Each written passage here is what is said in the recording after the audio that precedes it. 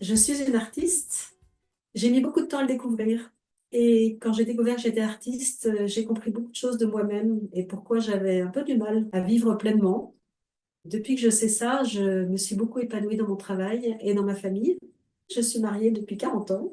J'ai 5 filles, 8 petits-fils et 2 petites filles. Nous avons créé la Compagnie du Rêve il y a 22 ans maintenant avec mon mari. À un moment donné où nous étions au chômage tous les deux, nous nous sommes dit, allez, c'est le moment. On a un an devant nous. On va essayer de mettre à exécution le rêve qu'on a tous les deux, c'est-à-dire de monter notre compagnie. Nous avions 5 enfants déjà à nourrir.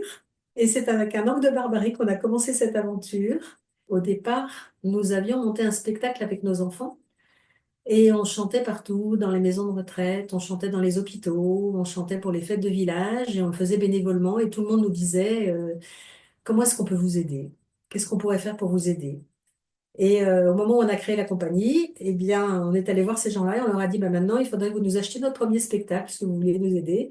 Et en fait, tout le monde a dit banco. Et en fait, le premier spectacle de Yves sur l'histoire de l'orgue de Barbarie, il a été acheté, je ne sais plus, 30 ou 40 fois dans l'année.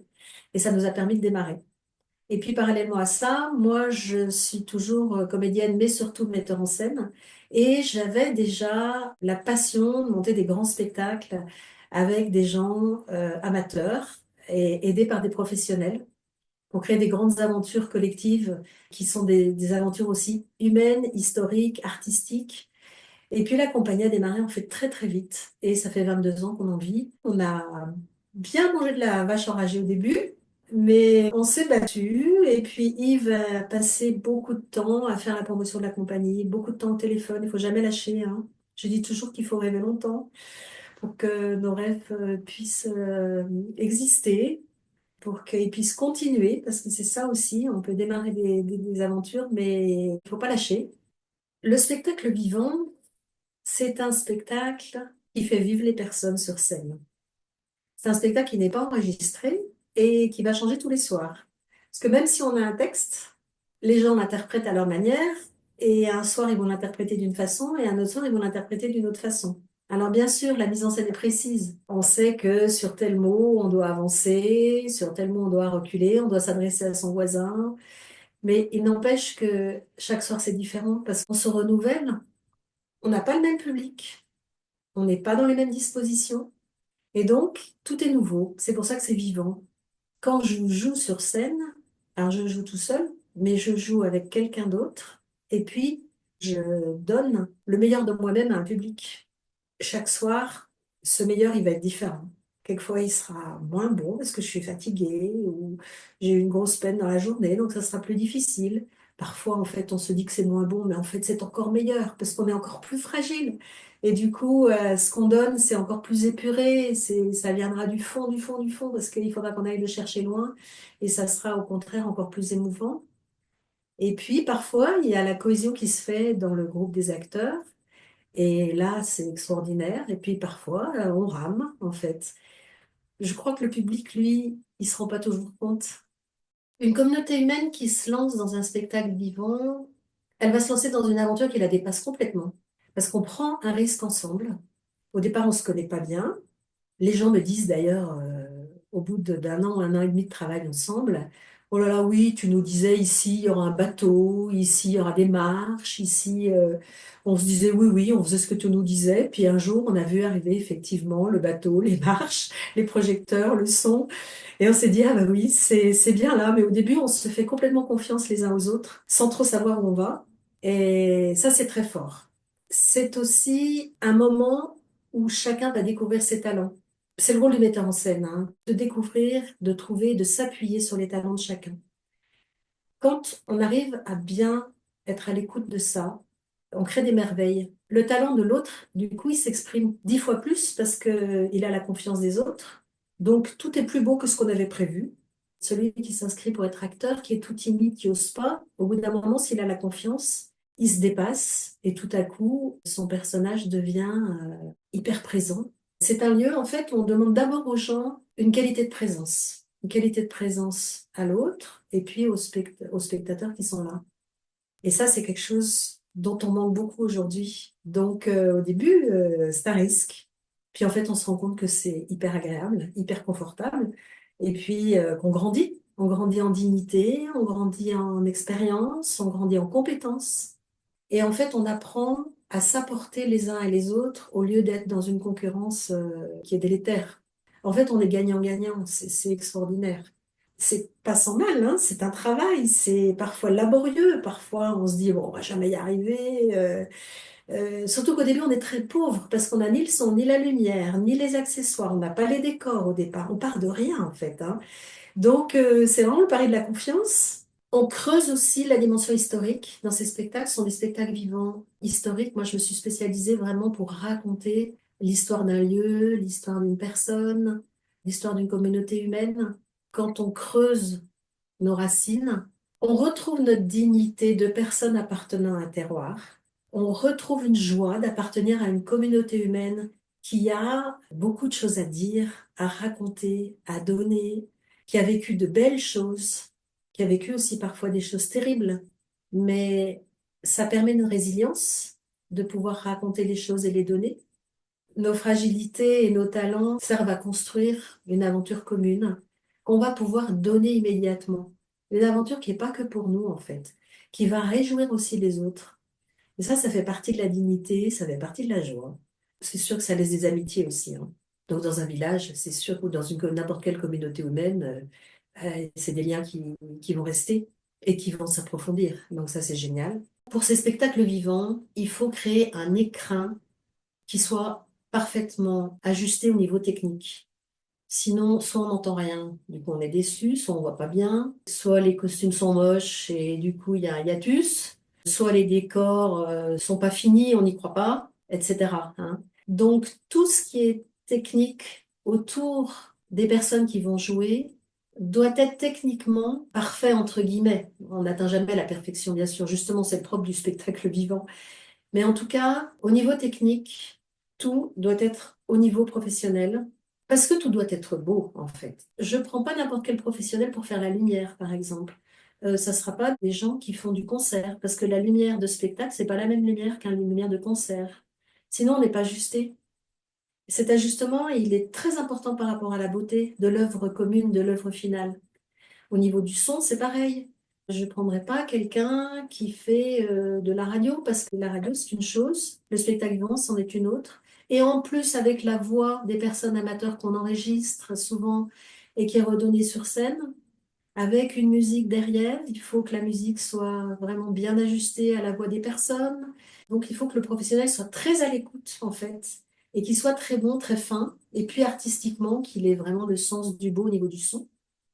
Au niveau des costumes, c'est la même chose. La personne qui est à la sécurité, la régisseuse générale, le régisseur général, c'est hyper important pour moi aussi. C'est quelqu'un qui va prendre soin de toute l'équipe au niveau sécurité, au niveau du bien-être des personnes, de notre bien-être à nous, de l'équipe. Et c'est pareil, c'est quelqu'un qui va vérifier que tout fonctionne. Parce que ben, ça arrive hein, dans le spectacle vivant qu'on ait des pannes techniques. C'est toujours une erreur humaine, hein, la plupart du temps. Il peut y avoir des orages, on annule à cause des orages, ça arrive. Mais la panne technique, en général, c'est nous qui avons fait une erreur. Donc, il faut que tout ça soit hyper bien balisé au niveau aussi de l'accueil, de la billetterie. C'est la manière d'accueillir les gens aussi qui est très important. Il y a beaucoup de choses. Et en fait, toute cette équipe professionnelle, c'est très important pour moi qu'elle s'entende bien aussi. Parce que c'est très lourd ce genre de projet. Ce sont des petites entreprises éphémères, mais c'est quand même des petites entreprises. On est jusqu'à 150, à 250 à travailler ensemble sur un produit fini qui doit être démarré pile à l'heure, durer le temps imparti. Il y a beaucoup de contingences et techniques et humaines qui interviennent ensemble.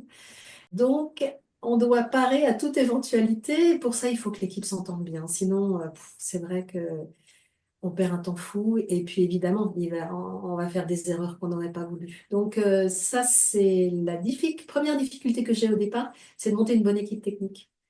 Tout le monde devrait faire du théâtre à l'école, hein. Enfin, moi, j'ai eu beaucoup d'ateliers enfants et ceux qui ont passé 10, 12 ans dans mes ateliers, mais c'est des enfants qui sont transformés au niveau de ce qu'ils sont. Il y a une solidité, il y a une qualité de présence qui a grandi et qui est fondamentale en fait. Une qualité d'écoute aussi, parce qu'on passe beaucoup de temps à écouter les autres. Et si on écoute sans écouter, ça sert à rien. Donc les gens découvrent aussi ce que c'est que d'écouter et de grandir en écoutant l'autre. Ça, c'est extraordinaire, en fait. On s'attendrit de la beauté de l'autre, en fait. On s'émerveille de la beauté de l'autre. Ça, on en a besoin. Le propre du théâtre, c'est de faire vivre la personne et de permettre à une personne d'exister devant les autres.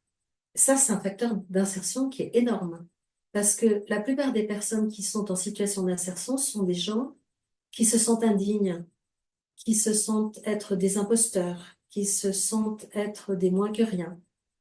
Et quand on prend le risque de leur faire faire du théâtre, au départ, c'est très difficile. Souvent, je disais aux jeunes que j'avais en insertion, allez, enlève ton premier blouson. Blouson, oui, allez, ta première peau là. Allez, vas-y, dis-nous telle phrase simplement, comme tu es. Bon, mais c'est pas intéressant. Mais si, parce que c'est toi qui nous le dis, donc c'est intéressant. Et petit à petit, en travaillant les uns avec les autres, en fait, ils osaient être simples, ils osaient être eux-mêmes, sans prendre un rôle, sans chercher à se montrer ou à faire le cacou. Ça, c'est la première chose, en fait. Déjà, en fait, commencer à habiter avec soi-même. Je leur disais, mais habite dans tes chaussures, là. C'est toi, plante-toi sur le sol. Ça, c'est une première expérience qui, pour eux, est incroyable. Ce qui est incroyable aussi pour une personne en insertion, c'est que mon regard est un regard bienveillant. Et ça, une personne qui croit en vous, ça change votre vie. Rien que ça permet déjà à quelqu'un d'exister sur scène et de prendre un tout petit peu confiance. C'est des toutes petites pierres, hein, c'est jamais miraculeux, hein. Chacun a son rythme aussi, hein. Voilà, ça aussi c'est important dans l'insertion, dans le théâtre aussi. Le respect de la personne. Je suis pas prêt, je ne fais pas. On ne peut pas faire violence à quelqu'un pour être. On va pas dire à quelqu'un, je te somme d'être. Mais non, c'est pas possible en fait. C'est moi qui ai à me remettre en cause si je n'y arrive pas. C'est comment trouver les bons moyens pédagogiques. Si la personne n'est pas assez en confiance, soit c'est pas le moment, soit je n'ai pas fait ce qu'il fallait, soit parce qu'en fait c'est ça l'insertion. C'est que les personnes trouvent leur place et leur rôle dans la société en fait, hein. Et dans le monde et avec eux-mêmes aussi, hein. Il y a 40 ans à peu près, un de mes premiers spectacles, c'était un spectacle sur l'histoire ouvrière et j'avais 200 participants et dont beaucoup d'enfants. Et puis, il y a un jeune garçon qui avait 8 ans, qui a démarré dans ce spectacle, qui a joué pour la première fois un petit rôle, et puis la deuxième année, un rôle un peu plus important. Et puis, peu à peu, il a grandi dans le spectacle. Il m'a confié des années après que ça l'avait énormément aidé pour passer ses examens, pour devenir ingénieur. Et puis un jour, il m'a appelé et je devais passer vers chez lui en train. Et il m'a dit, j'aimerais bien que tu viennes me voir. Donc je me suis arrêtée à la gare. Nous avons couru l'un vers l'autre comme dans une des scènes du spectacle, donc c'était très amusant. Et puis il m'a dit, je t'emmène quelque part. Et en fait, il m'a emmené sur le lieu de ce spectacle qui avait eu lieu 25 ans avant. Il m'a montré un bâtiment flambant neuf et il m'a dit, ben voilà, tu vois ici, les usines ont été détruites. Mais voilà, ça, c'est mon entreprise. J'ai monté ma boîte et ça marche bien. Je me suis mariée, j'ai des enfants. Et en fait, tout ça, c'est grâce au spectacle. Et ma boîte, elle est sur le lieu du spectacle. Et ça, je l'aurais jamais fait s'il n'y avait pas eu toute cette aventure humaine. Donc, je te remercie. Il y en a pas mal, on fait des histoires comme ça, effectivement. Ouais. Quand une commune me commande un spectacle, ça veut dire qu'en fait, les gens se sont réunis ensemble et qu'ils ont en général un anniversaire à fêter par rapport à leur commune, par rapport à leur lieu, par rapport à un héros de leur commune. Et donc, ils se disent qu'est-ce qu'on met en œuvre. Et comme aujourd'hui, c'est vrai que c'est quand même à la mode ce genre de spectacle, ils se disent, bah tiens, si on montait un grand spectacle vivant voilà, pour raconter l'histoire de notre commune ou raconter l'histoire de cette personne. Ils m'appellent parce que ils ont été voir un de mes spectacles ou parce qu'ils ont entendu parler d'un de mes spectacles. Ça se fait jamais comme ça par Internet, hein. Je veux dire, il faut que les gens aient adhéré, qu'ils aient aimé pour me demander de venir. En général, c'est 2 ans avant, au moins, et parfois 3 même. Je commence par rencontrer l'équipe qui est en charge de ça, l'équipe municipale, une association, enfin, voilà. Et mon premier rôle, c'est de leur demander ce qu'ils veulent faire, quels moyens ils ont, quel lieu ils ont, quel budget ils ont. Ça peut être un petit spectacle avec 30 personnes, 50 personnes, un petit budget, une petite salle. Ça peut être un très gros spectacle avec 250 personnes, un lieu très grand, en extérieur. Une fois que les gens ont choisi ce qu'ils veulent faire, mon deuxième travail, ça va être d'aller rencontrer les gens qui connaissent le lieu, qui connaissent les personnes dont on va parler. Parce que moi, je ne connais rien. Donc, c'est moi qui vais me mettre à l'écoute, d'abord. Et puis, je vais rencontrer les gens qui veulent jouer, les gens qui veulent faire quelque chose. Pareil, je vais les écouter, je vais voilà, travailler avec eux. La troisième étape, on va lancer les ateliers. Et ceux qui sont en charge du budget vont commencer à aller chercher les sous. Tout est intimement lié, hein. Il n'y a pas de honte, en fait, à ce que les choses coûtent et puis qu'on prenne les moyens qu'il faut pour mettre en œuvre ce qu'on veut. Puis si on n'a pas les moyens, on fera autrement. On fera pas moins bien, mais on fera différemment pour que ça soit ajusté. Ça, c'est, pour moi, c'est hyper important, en fait. Il faut rêver, mais pour mettre en œuvre nos rêves, il faut se coltiner la réalité. Et dans toute œuvre d'art, il faut scoltiner la réalité. Donc la réalité, ce sont les personnes, ce sont les moyens, ce sont les lieux. La qualité de ce qu'on va faire, elle dépend beaucoup de l'accueil de la réalité des choses et puis de comment on les met en œuvre pour que ça fonctionne. Et puis après, on prend des dates, on travaille ensemble souvent pendant un an, on joue le spectacle, on essaye de faire en sorte que ce soit une réussite, qu'il y ait du monde, voilà. On vit effectivement une grande montée dans l'aventure, hein, c'est sûr, on commence simplement et puis petit à petit, il y a un engouement. C'est vrai que ça prend énormément de temps aussi à la fin. On vit des moments extrêmement forts. Et donc, c'est vrai que à la fin, souvent, on fait la fête ensemble et puis ça s'arrête. Donc, c'est vrai que souvent, pour les gens qui ont participé, il y a un petit moment de vide, comme à chaque fois qu'on fait une fête ou un événement auquel on tient et puis que cet événement est terminé, il y a toujours un moment de vide. Et les gens me le disent tout le temps. Mais pour moi, ça fait partie de l'aventure, c'est hyper important. Parce que c'est la vie, en fait. La vie, elle est faite de moments où on a du mal à se mettre en route, on se met en route, et puis on y est, et puis on y va, et puis c'est merveilleux, comme quand on monte un sommet, hein. Moi, j'ai fait beaucoup de montagnes, et c'est ça.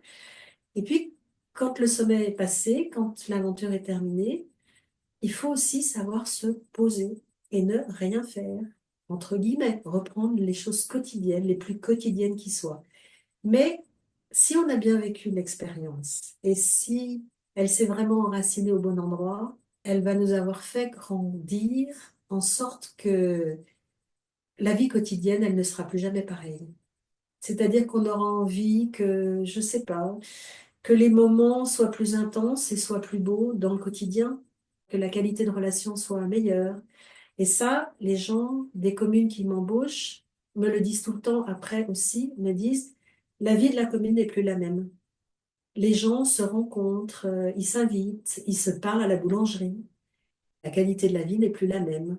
L'écoute n'est plus la même aussi. Le regard sur la beauté des choses n'est plus le même. L'émerveillement a grandi. Le fait aussi de prendre des risques ensemble, d'oser prendre des risques. Donc, du coup, de grandir dans la confiance, en fait. Puis de savoir que quand on n'y arrive pas, ben, en fait, il suffit peut-être de demander à celui qui est à côté, qui lui a peut-être ce talent-là. Donc, d'apprendre à s'appuyer les uns sur les autres. Ben voilà, il y a toutes ces dimensions humaines ont grandi, en fait. Quelquefois, dans ce genre de spectacle, effectivement, il y a des gens qui ont envie de devenir des stars, qui se disent, ah, si je fais ça ici, comme il y aura beaucoup de spectateurs, on va me connaître, on va me reconnaître. Et je pourrais enfin accéder à la télévision, au cinéma. Et puis, parfois, on a des gens aussi qui nous disent, alors, ça vous fait quoi d'être des stars? Ça me met en panique, ce genre de réflexion, parce que c'est pas du tout le sujet. C'est pas le sujet de l'art, c'est pas le sujet du théâtre. C'est vrai que la société nous fait croire que on est bien plus heureux quand on est une star. En fait, quand on regarde un peu, on sait que c'est complètement faux, que ça doit être très très difficile et puis que ça n'est pas un objet en soi en fait. Donc, j'essaye à chaque fois, dans ma manière de travailler dès le départ, en fait, de dégonfler ce genre de choses par le rire, par l'humour. Je parle beaucoup aussi du fait que quand on monte sur scène, il s'agit d'abord d'être soi-même. En fait, quand quelqu'un veut être une star, il commence par être lui-même. Il ne va regarder que le regard de l'autre. Il ne va attendre que le regard de l'autre. Donc, du coup, il va plus pouvoir être lui-même. Donc, c'est la manière dont je vais guider les gens aussi au départ qui va faire que ça va être simple. Il y a beaucoup de jeunes après mes spectacles qui veulent devenir comédiens. Et je leur dis, attention, tu as vécu une expérience magnifique, merveilleuse, mais on peut faire du théâtre amateur ou de la musique amateur toute sa vie en étant très bon, en faisant des choses merveilleuses. Le fait d'en vivre, c'est complètement autre chose. Il faut accepter beaucoup de choses qu'on n'imagine pas, en fait, de répéter 150 fois la même phrase avant d'être bon ou d'y arriver, de jouer 500 fois le même spectacle, que je sois bien ou que je sois mal, que j'ai mal au dos ou que j'ai perdu quelqu'un de ma famille dans la journée, je joue le soir et je dois rire. Je dis, il y a beaucoup de choses que les gens ne mesurent pas, en fait. Sans l'altérité, on ne peut pas vivre.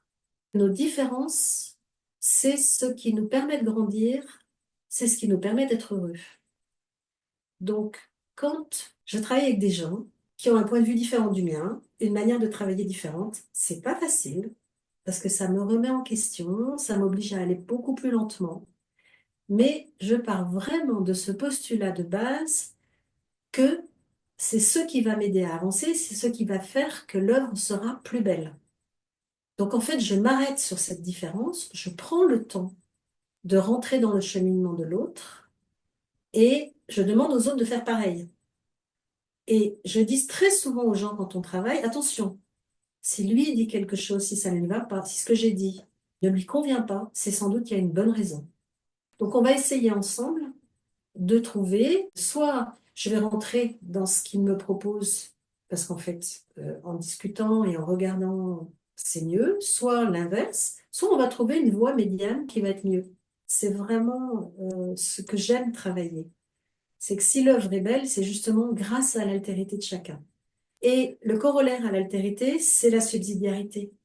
C'est-à-dire que moi, quand je délègue des choses, ça m'arrive souvent de dire à ma costumière, par exemple, ah, moi j'aurais fait comme ça, mais c'est toi qui es en charge. Donc, je te dis, voilà comment j'aurais fait, écoute-moi, prends ce que tu veux prendre, mais je te fais confiance, c'est toi qui fais. Et ça, c'est hyper important aussi. Il faut que je sache aussi me retirer quand je demande quelque chose à quelqu'un, parce que on est tous tellement différents que bien sûr, on n'aurait pas fait pareil. La plupart du temps, ça fonctionne. Je me dis, ah ouais, c'est beaucoup mieux. Parfois, je dis, bah non, tu vois, ça aurait été mieux dans ce sens-là. Et l'autre me dit, bah oui, c'est vrai, ça aurait pu être mieux dans ce sens-là. Tant pis. Tant pis parce que ce qui est le plus important, c'est ce qu'on vit dans notre communauté humaine. Quand on a la chance de trouver ce pourquoi on est fait sur Terre et pouvoir le vivre avec d'autres, on a, entre guillemets, un devoir de le mettre au service des autres et de l'humanité. Voilà. Pour moi, c'est ça la vie pleinement humaine, en fait. Je crois que toute notre vie, on recherche à trouver la bonne place et qu'en fait, c'est le chemin d'une vie, qu'on trouve pas ça sous les sabots d'un cheval. Je crois que toute notre vie, elle est là pour trouver peu à peu et par moments, mieux que d'autres, ce pourquoi on est fait, comment on peut aider l'humanité à grandir, aider les autres à grandir. Et on n'a jamais fini.